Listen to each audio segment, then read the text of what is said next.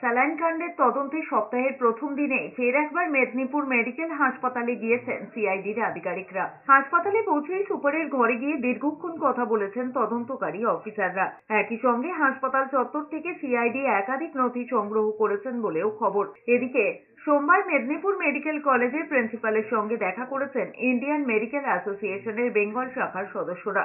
এরপরেই প্রসূতি মৃত্যুর ঘটনায় চিকিৎসকদের গাফিলতির অভিযোগকে কার্যত নস্যাৎ করে দিয়েছেন ইন্ডিয়ান মেডিকেল অ্যাসোসিয়েশনের বেঙ্গল শাখার সদস্যরা। তারা জানান, সম্পূর্ণ নিয়ম মেনে সেদিন অপারেশন করেছিলেন জুনিয়র ডাক্তাররা। উপস্থিত ছিলেন সিনিয়র ডাক্তাররাও। চিকিৎসকদের গাফিলতির অভিযোগের সপক্ষে প্রিন্সিপাল কোনো তথ্য দিতে পারেননি বলেই দাবি করেন তারা। একই সঙ্গে তারা এও দাবি করেন, এমএমসি গাইডলাইন অনুযায়ী জুনিয়র ডাক্তাররা অপারেশন করতে বাধ্য। এই নিয়ে প্রয়োজনে তারা মুখ্যমন্ত্রীর দ্বারস্থ হবেন বলেও জানিয়েছেন তারা। গাফিলতি রয়েছে ডাক্তারদের এগেনস্টে, সেরকম তথ্য আমার কাছে অন্তত নেই এবং আমি কোনো ডাক্তারের নামে কিছু আমি বলিনি এবং এটা উপর মহল থেকে এসছে, সেটা সম্বন্ধে আমার কাছে এসেছিল।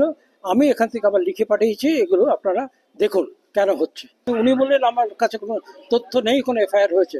যদি সত্যি হয় তাহলে তাদেরকে আইনি সহায়তা দিতে হবে। তো এই তথ্যগুলো নিয়েই আমরা যাব, ডিএমএর কাছে যাব, এমনকি প্রয়োজনে আমার মুখ্যমন্ত্রীর কাছেও যাব যে এইটার কি ব্যাপারটা বলুন।